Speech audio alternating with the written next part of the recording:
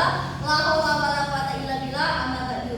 Yang sama-sama kita hormati Bapak Muhammad Imron Rosyadi MPD selaku dosen pengampu mata kuliah perencanaan PAI dan teman-teman yang berbahagia. Di sini kami dari kelompok 7 yang beranggotakan saya sendiri yaitu Sita Desiri, ada Mas Muhammad Fatih Rizky Ramadan dan Mbak Kartika Sulistioningrum akan menjelaskan terkait dengan materi pengembangan kompetensi sebagai tujuan pengajaran yang di dalamnya ada kompetensi inti, kompetensi dasar, dan indikator kompetensi. Untuk selanjutnya akan dibahas atau dijelaskan oleh Mbak Kartika Sulistioningrum. Kepadanya saya persilakan.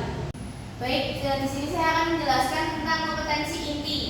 Kompetensi inti ini adalah mengikat berbagai kompetensi yang harus dihasilkan dengan mempelajari tiap mata pelajaran serta berfungsi sebagai integrator horizontal antar mata pelajaran. Kompetensi inti dirancang bersamaan dengan bertambahnya umur dari peserta didik dalam jenjang kelas tertentu. Kemudian kompetensi inti adalah pelaksanaan standar kompetensi lulusan dalam gambaran kapasitas yang mesti dikuasai oleh peserta didik usai menamatkan pendidikan pada tingkat tertentu. Gambaran tentang kompetensi dapat digolongkan dalam beberapa aspek seperti kognitif, afektif, dan psikomotorik, di mana siswa harus mempelajari dalam tiap angkatan, kelas, serta mata pelajaran. Kompetensi ini haruslah mendeskripsikan nilai yang wajar antara perolehan soft skill dan hard skill. Yang kedua ada kompetensi dasar. Kompetensi dasar merupakan kompetensi setiap mata pelajaran untuk setiap kelas yang diturunkan dari kompetensi inti. Kompetensi dasar adalah konten atau kompetensi yang terdiri atas sikap, pengetahuan, dan keterampilan yang bersumber pada kompetensi inti yang harus dikuasai oleh peserta didik. Nah, selain itu tujuan kompetensi dasar memiliki beberapa poin, yaitu yang pertama mampu meningkatkan ilmu pengetahuan pada bidang kognitif, yang kedua mengasah minat, kemampuan, dan bakat yang dimiliki oleh peserta didik, yang ketiga memberikan pembelajaran mengenai norma-norma dalam pembelajaran dan tanggung jawab sebagai peserta didik, kemudian yang terakhir menciptakan sikap dan karakter yang positif bagi setiap individu. Kompetensi dasar pada dasarnya meliputi pengetahuan, keterampilan, dan sikap yang minimal harus dikuasai oleh peserta didik untuk menunjukkan bahwa mereka telah menguasai standar kompetensi yang ditetapkan. Untuk memperoleh perincian tersebut, perlu dilakukan analisis standar kompetensi. Caranya dengan mengajukan pertanyaan seperti kemampuan atau kemampuan dasar apa saja yang harus dikuasai siswa-siswi dalam rangka mencapai standar kompetensi. Jawaban atas pertanyaan tersebut berupa daftar lengkap pengetahuan, keterampilan, dan atau sikap yang harus dikuasai oleh siswa-siswa dalam rangka mencapai standar kompetensi. Yang ketiga ada indikator kompetensi. Indikator kompetensi adalah perilaku yang dapat diukur dan atau diobservasi untuk menunjukkan tercapaian kompetensi dasar tertentu yang menjadi acuan penilaian mata pelajaran.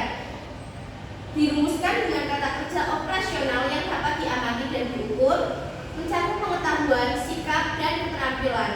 Untuk melihat tercapaian kompetensi dasar, perlu ditetapkan indikator-indikator yang lebih spesifik yang nantinya akan digunakan sebagai dasar untuk penilaian. Kriteria untuk menetapkan seseorang sudah mencapai atau mempunyai kompetensi atau tidak adalah dengan menggunakan kriteria ketuntasan belajar minimal atau KKM. Jika belum tuntas, maka perlu diadakan pembelajaran remedial. Di sini siapa yang akan memberikan pembelajaran remedial? Tentu saja siswa yang belum mencapai KKM. Oleh karena itu kita dapat menyimpulkan bahwa penetapan indikator tercapaian. Kemudian materi yang selanjutnya yaitu kriteria perumusan kompetensi dasar. Yang pertama ada spesifik dan jelas. Rumusan kompetensi dasar harus spesifik sehingga mudah dipahami dan tidak menimbulkan tafsir ganda. Kemudian yang kedua ada terukur.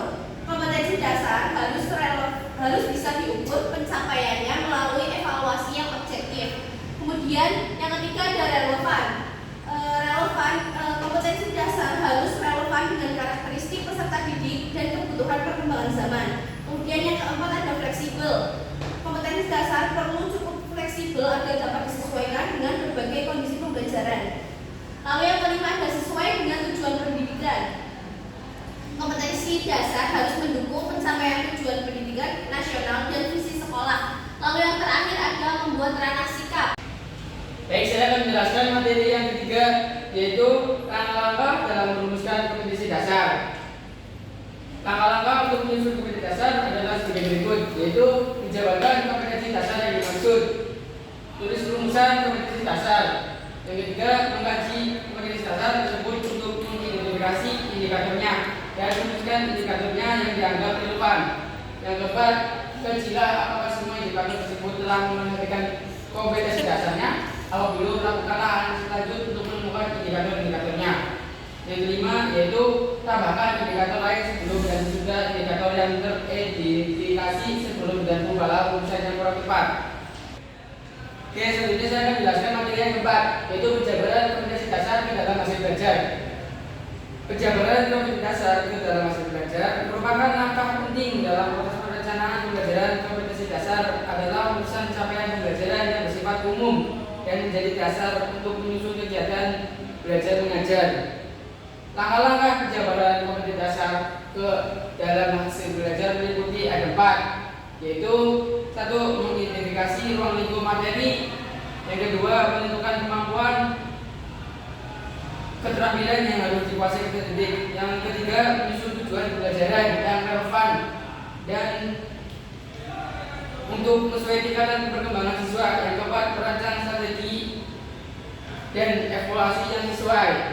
Tentunya materi yang kelima, yaitu karakteristik indikator hasil belajar. Indikator hasil belajar adalah ukuran atau tanda khusus yang digunakan untuk menilai pencapaian kompetensi peserta didik. Indikatornya ini berfungsi sebagai alat bantu dalam mengukur sejauh mana tujuan pembelajaran telah tercapai. Baik, saya akan melanjutkan pembahasan terkait materi kriteria rumusan indikator hasil belajar. Nah, untuk mencapai suatu kompetensi pembelajaran dapat diketahui dengan menilainya dari indikator pencapaian. Namun, untuk menentukannya, guru harus mengetahui kriteria rumusan indikator pencapaian kompetensi kunci atau pokok yang tepat. Nah, untuk kriteria rumusan indikator tersebut ada 7. Yang pertama adalah menggunakan KKO yang dapat diukur. Yang kedua, tidak menggunakan kata-kata yang bermakna ganda dan hanya mengandung satu tindakan. Yang ketiga, ada memenuhi kriteria urgensi, keterkaitan, relevansi, dan keterpakaian. Yang keempat, selain itu memiliki kriteria atau komponen-komponen ABCD. Yang kelima, ada indikator pencapaian harus terukur dengan objektif. Yang keenam, ada indikator pencapaian harus relevan dengan tujuan pembelajaran dan konteks kehidupan sehari-hari siswa.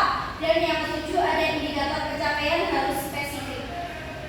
Materi selanjutnya ada langkah-langkah dalam merumuskan indikator hasil belajar.